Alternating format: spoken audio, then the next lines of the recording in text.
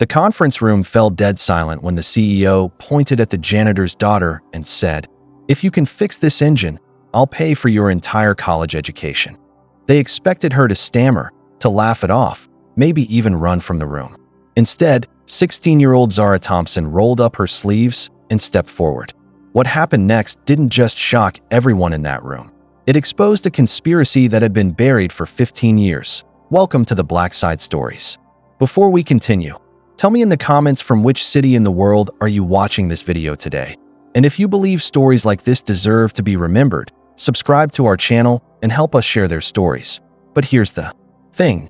Beneath all that grease and mechanical precision was a family secret that would bring down one of Detroit's most powerful corporations. She wasn't just any teenager walking into that boardroom. She was about to become unstoppable. This is the true story of how a high school student with a worn notebook full of her dead mother's secrets took on a billion-dollar company and won. But first, let me take you back to where it all began. It was 3:47 p.m. on a Tuesday in November when everything changed inside the glass towers of Titan Automotive Industries. The air in Conference Room 14 was thick with desperation disguised as confidence. Picture this: 18 of the brightest automotive engineers in the country sitting around a mahogany table, staring at their worst nightmare. A 16-cylinder prototype engine that had consumed 18 months of development and drained $8 million from the company budget. And it wouldn't start. CEO Victor Steele stood at the head of the table, 58 years old, charcoal suit pressed to perfection. The kind of man who commanded rooms through sheer presence. He'd built his career on never accepting failure. But today, failure was staring him right in the face. "Gentlemen, we have a problem." The engineers shifted uncomfortably. Dr. Sarah Mitchell, the lead systems designer, kept staring at her. Diagnostic reports that painted nothing but expensive confusion. James Rodriguez, their top propulsion specialist, was tapping his pen in a rhythm that screamed anxiety. These weren't amateurs, people. We're talking MIT graduates, Stanford PhDs, Caltech prodigies. The best money could buy. And they were completely stumped. The launch was 6 weeks away. The board was breathing down Steele's neck. The press was asking questions. And this machine, this thing that was supposed to revolutionize clean energy transportation, sat there like an $8 million paperweight. That's when the door opened and everything changed. Enter Marcus Thompson, 45 years old, wearing the forest green uniform of Titan's maintenance staff. For 8 years, Marcus had been the invisible man, mopping floors, emptying trash cans, keeping the executive level spotless. Marcus was the kind of man who disappeared in crowds. Gentle brown eyes, graying temples, soft-spoken. He'd learned long ago how to make himself invisible in a world that preferred not to see him. But here's what nobody in that room knew. Marcus Thompson was carrying the weight of a secret that had been crushing him for 15 years. Theo Steele watched Marcus mop across the room, and something twisted in his expression. Maybe it was the pressure. Maybe it was frustration. Or maybe it was just the cruel impulse that emerges when powerful people feel powerless. "Marcus, what do you think about our little problem here?" Marcus paused, clearly uncomfortable. "Sir, the engine. 18 months. $8 million. The brightest minds in the industry. What's your professional opinion?" You can imagine the tension. 18 brilliant engineers watching this interaction, some probably cringing at the obvious setup. But then Steele called out, "Zara, come here for a moment." The girl who walked into that boardroom was 16 years old, with dark skin that seemed to glow under the conference room lights and eyes that held a quiet intelligence that was impossible to miss. Zara Thompson wore a Detroit public school sweatshirt that had seen better days, jeans with small holes at the knees, and sneakers that were clean but clearly old. Her backpack hung from one shoulder, heavy with textbooks and something else, a worn leather notebook that never left her side. But she'd been waiting in the hallway for her dad to finish his shift, like she did every Tuesday and Thursday. Advanced physics at Cass Technical High School ended early those days, giving her time to do homework in Titan's quiet lobby. But what happened next would change everything. Steele looked at this 16-year-old girl and saw an opportunity for what he probably thought was harmless humiliation. "This is Zara, Marcus's daughter. Straight A student, from what I hear. Zara, what do you know about engines?" Zara glanced at her father.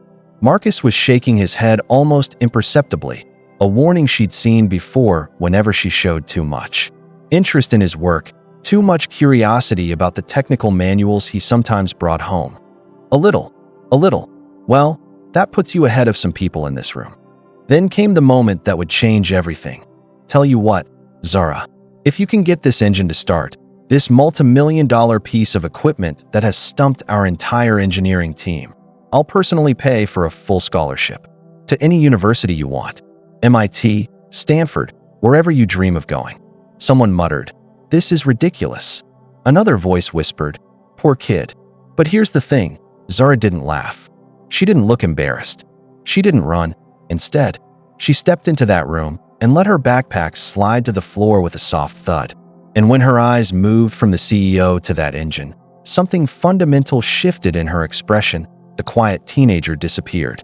In her place stood someone who looked like she absolutely belonged in a room full of brilliant minds. "Can I take a look?" And that's when everyone realized they might have underestimated the janitor's daughter.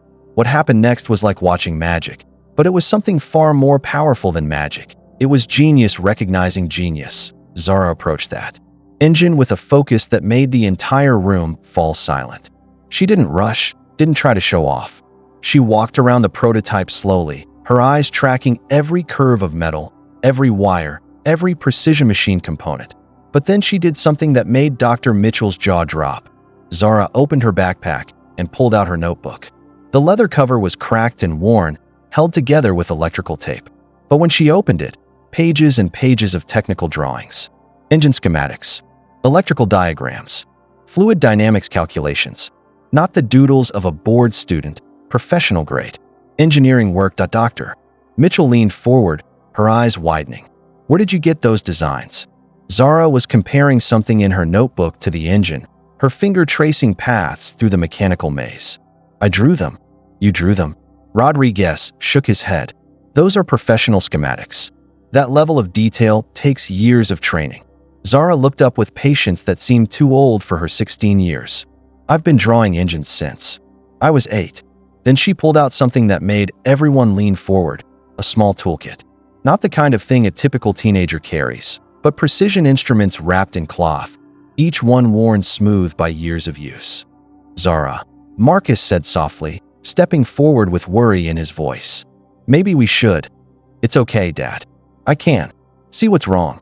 And then, people, she did something that 18 brilliant engineers hadn't been able to do in 18 months. Her hands moved through that engine with surgical precision. She loosened a housing here, adjusted a connection there, guided by an understanding that seemed to come from somewhere deeper than any textbook. The timing. The ignition sequence is off by exactly 0.3 milliseconds. The fuel mixture is too rich for the compression ratio. And there's a capacitor in the electrical system, right here, that's functioning within acceptable parameters, but not optimally. She reached into her toolkit and pulled out a component that looked identical to the one she'd just removed, except for tiny markings that only an expert would notice. This one is calibrated for the specific compression ratio of this engine design. The original was designed for a different application. Dr. Mitchell stood up, her face pale. "How could you possibly know that?" Zara paused, her hands still for the first time. When she looked up, her eyes held a sadness that seemed far too old for 16. "Because I've seen this exact problem before. In my mom's notes." The silence that followed was different. This wasn't awkward quiet. This was the silence of recognition, of pieces falling into place in ways no one wanted to acknowledge. Zara made one final adjustment, then stepped back. "Try it now." Rodriguez looked at Dr. Mitchell, who nodded slowly. His hand trembled as he reached for the ignition switch. The engine didn't sputter. It didn't cough. It roared to life, smooth, powerful, perfect. The sound filled that conference room like a symphony, each cylinder firing in precise sequence. But the triumph was about to become something much darker. Dr. Mitchell was staring at Zara's notebook, which still lay open on the floor. Her face had gone completely white. "Those designs, I've seen them before." Zara met her eyes across the room. "I know. That's impossible," Dr. Mitchell said, her voice rising with panic. "Those designs are 15 years old. They're from a classified project. There's no way you could have access to. She stopped. The realization was dawning on everyone in the room. Zara picked up her notebook and held it close to her chest like armor. My mother's name was Dr. Amara Thompson. She used to work here. The notebook slipped from Dr. Mitchell's hands. Rodriguez pushed back from the table. CEO Steele stood frozen, his face cycling through emotions too complex to name. That's not possible. But Zara was ready. She opened her notebook to a page near the front and held up a faded photograph. A woman with Zara's eyes and Marcus's gentle smile stood in front of a whiteboard covered with engine schematics. She wore a Titan Industries lab coat, her face glowing with the joy that comes from solving impossible problems. She designed the prototype for this engine 15 years ago, before any of you were working on it, before it was even a concept in someone's mind. She flipped through the notebook, showing page after page of technical drawings, calculations, annotations, all in handwriting that clearly wasn't her own. She also designed the improvements you've been trying to implement for 18 months, the ones that keep failing. She knew they would fail because she'd already solved those problems. It's all in her notes. The reason your engine wouldn't start is because you've been working from incomplete designs. You have the framework, but you're missing the crucial details. The ones my mother figured out before her voice faltered for the first time. Before she what?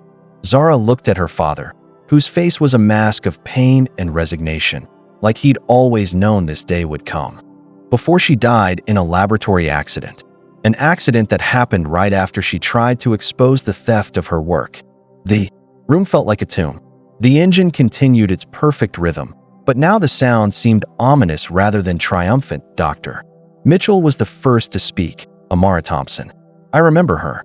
Everyone said she was going to change the industry. She did. You just never knew it. CEO Steele had regained his composure, but you could see the calculation behind his eyes. That's a serious accusation. You're suggesting this company stole intellectual property from a deceased employee. Zara met his gaze without flinching. I'm not suggesting anything. I'm stating facts. She opened her notebook and pulled out a folded document. When she unfolded it, the room could see it was a patent application, dated 15 years ago, with Dr. Amara Thompson listed as the primary inventor. This is the original patent application for the engine design you've been working on. My mother filed it 6 months before she died. It was never processed because she died before the review was complete. This is a memo from Titan's legal department, dated 3 months after her death. It recommends withdrawing the patent application and reclassifying the designs as company-owned intellectual property. Rodriguez reached for the documents with shaking hands. This is evidence of corporate fraud. It's evidence of something much worse than that. Marcus stepped forward, his face showing years of buried grief and anger. Amara didn't die in an accident. She was murdered. The words hung in the air like a physical presence. Dr. Mitchell gasped. Rodriguez's pen clattered to the table. That's impossible. There was an investigation. Police found no evidence of foul play. The police found what they were told to find. My wife was about to expose a conspiracy that went to the top of this company. She had proof her designs were being stolen, her work suppressed, that she was being systematically excluded from projects based on her own innovations. Zara pulled out a stack of photographs. These are pictures of the laboratory where my mother died, taken by the fire department before the official investigation. The photos showed a lab in ruins, broken glass, overturned equipment, scorch marks. But in the center, one area remained strangely intact. This is where they found her body. But look at the burn patterns, the debris direction. The explosion didn't come from where she was working. It came from the other side of the room. Dr. Mitchell studied the photos with trained eyes. The gas lines. The explosion originated from the gas lines that had been tampered with. Lines inspected the day before and found perfect. Zara pulled out one last piece of evidence. This is a maintenance report from the day of the accident. Someone accessed the lab's gas system at 11:47 p.m. the night before the explosion. The access code belonged to a maintenance supervisor who'd been fired 3 weeks earlier. Why didn't you go to the police? Rodriguez asked quietly. Marcus laughed bitterly. With what? A dead wife, a traumatized daughter, and a company powerful enough to make evidence disappear? I was a janitor, Mr. Rodriguez. Janitors don't take on corporations and win. So you stayed, where she died, watching, waiting. I was surviving and protecting my daughter. Amara's work was too dangerous to pursue, too valuable to destroy. So I buried it. But I couldn't stay away, Dad, Zara said, looking at her father. With love and determination. I couldn't pretend Mom's work didn't matter. Here's where the story takes another incredible turn. Zara opened her notebook to a fresh section filled with her own drawings and calculations. This is my design for a next-generation engine that's 40% more efficient than anything in production. It uses a revolutionary fuel injection system my mother theorized but never built. Dr. Mitchell walked around to examine the drawings, her face showing awe and disbelief. This is impossible. The mathematics alone would take teams of engineers. Months to verify. I've had 8 years. And the best teacher in the world. CEO Steele had been calculating, but now he spoke with controlled desperation. Even if everything you're saying is true, what do you expect to accomplish? You think you can bring down this company with stories and old photographs? Zara smiled, for the first time, looking like the teenager she actually was. Mr. Steele, I don't want to bring down your company. I want to save it. She pulled out her phone and showed them a video, shaky, clearly shot in secret, but showing a small prototype engine running in what looked like a garage. No bigger than a shoebox, but making the same perfect sound they were hearing in the conference room. This is a prototype of my mother's original design, combined with my improvements. It runs on fuel cells, produces 0 emissions, generates 3 times the power of traditional engines. I built it in my garage with parts bought from my part-time job money. You're telling us you've solved clean energy? Dr. Mitchell asked. Slowly. I'm telling you my mother solved it 15 years ago. I just made it better. She looked directly at Steele. The question is, what are you going to do about it? Then Zara held up her phone.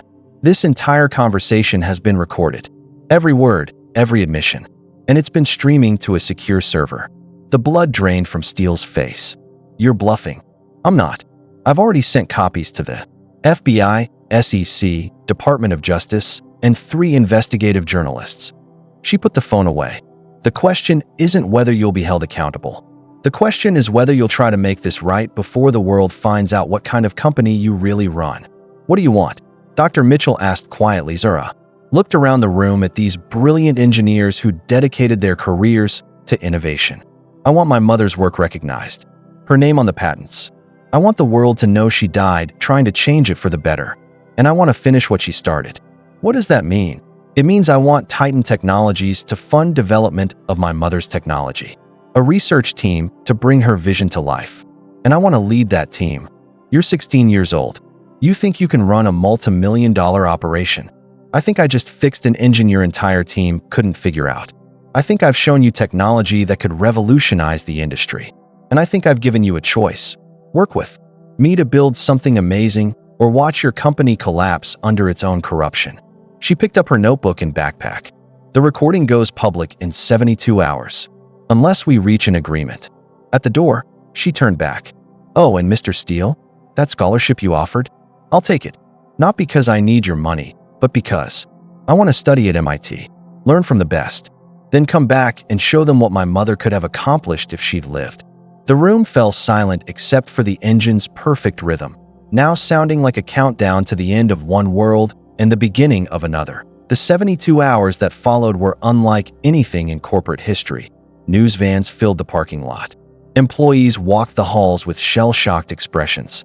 CEO Steele barricaded himself with lawyers and crisis consultants. But every scenario led to the same conclusion. Zara Thompson held all the cards. Dr. Mitchell hadn't slept, staring at Dr. Amara Thompson's research, trying to reconcile the brilliant woman she'd briefly known with the tragedy that befell her. Rodriguez had made his choice. Walking through Titan's halls with a cardboard box, collecting personal items. His resignation letter was simple. He could no longer work for a company built on stolen dreams. The call came at 4:17 p.m. on the second day. Zara was in Titan's lobby when her phone rang. Miss Thompson, I think we need to talk. The final meeting took place in the same conference room where everything started. But the power dynamic was completely reversed. Zara sat at the head of the table, notebook open, phone recording. Steele sat across from her with lawyers who looked like they'd rather be anywhere else. We're prepared to offer a substantial settlement in exchange for confidentiality." Zara laughed, bright, genuinely amused. "You still don't understand. This was never about money." She stood and walked to the window, looking out at Detroit. "This is about justice. About making sure my mother's death meant something. About her work finally changing the world." She turned back. "I don't want your money, Mr. Steele. I want your company. Here's my proposal," she said, opening to a detailed business plan. Titan establishes a clean energy division. $50 million over 3 years. Best engineers money can hire. Led by me. You're asking us to put a teenager in charge of $50 million. I'm asking you to work with me to build something amazing or watch your company burn in a very public scandal. She showed them a news alert. Detroit Free Press is running a story tomorrow about suspicious deaths at automotive companies. My mother's case is featured prominently. Finally, Steele spoke. "What guarantees do we have that this technology works commercially?" Zara smiled.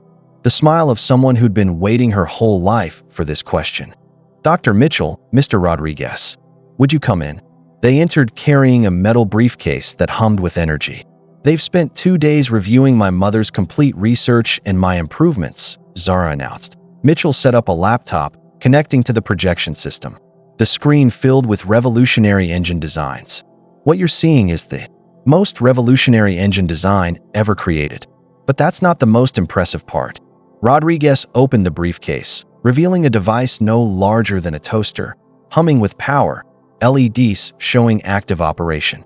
This prototype has been running continuously for 48 hours on fuel cells that should have been exhausted after 6. It's currently generating enough electricity to power this entire building. "That's impossible," Steele said, standing quickly. "This engine runs at room temperature. 0 emissions. Scalable from cars to cities. And the fuel cells use abundant, inexpensive materials. If brought to market, this eliminates fossil fuel dependence within a decade," Mitchell said. "This isn't just a product, it's the future of civilization." Zara walked to her prototype and placed her hand on its casing. "The question is whether Titan wants to be part of that future or go down as the company that murdered the woman who could have saved the planet." Steele stared at the prototype, his worldview collapsing and rebuilding in real time. "If we agree, what happens to the investigation?" Zara looked at her father, who stepped forward with years of pain but growing peace. "The truth comes out. All of it. Amara's murder, the cover-up, the theft. But as part of a larger story, how her daughter fulfilled her legacy and changed the world. The criminal investigation proceeds," Zara told Steele. "But that doesn't have to destroy everything she worked for." She stood and approached the prototype. "This technology belongs to humanity. It always did. My mother knew that. That's why she died protecting it." She turned back. "I'm offering you a chance to be part of something bigger than profit margins. A chance to actually matter." Finally, Steele reached across the table and extended his hand. "Welcome to Titan Technologies, Miss Thompson. Your mother would be proud." Zara shook his hand firmly. "I know she would be, because she's finally going to change the world." 6 months later, the Dr. Amara Thompson Memorial Garden was filled with the sound of running water and rustling trees. The plaque read simply, "Dr. Amara Thompson, visionary, mother, revolutionary. Her dreams live on." Zara stood beside the memorial, no longer in worn student clothes, but in a tailored lab coat reading Director, Clean Energy Division. But more than her clothes had changed, she carried herself with the confidence of someone who'd stared down the most powerful people in her industry and won. The Titan Clean Energy campus stretched around the garden, 5 new buildings dedicated to research and development. The prototype engines were now in production, destined for the first generation of truly clean vehicles hitting the market. Her phone buzzed with news alerts. Ships powered by clean engines, cities converting to emission-free power, global carbon emissions declining for the first time in human history. As the sun set over Detroit, Zara stood surrounded by her mother's genius and her own determination. The engine that started it all was now the foundation of an industry reshaping civilization. But more than that, it was proof that brilliance can emerge from unexpected places, that justice sometimes comes from unlikely heroes, and that the dreams of the dead can live through the courage of those who refuse to let them die. The future belonged to clean energy, sustainable technology, and a world where the sky was no longer choked with humanity's smoke. But it also belonged to something simpler. The idea that truth, no matter how deeply buried, will always find a way to shine. And in Detroit, in a memorial garden built where a brilliant woman died defending her dreams, that light was shining, brighter than ever before. The janitor's daughter had kept her promise. She had changed the world. This has been the Black Side Stories. Until next time, remember, behind every great achievement is someone who stood watch, someone who believed, someone who preserved what matters when no one else was looking.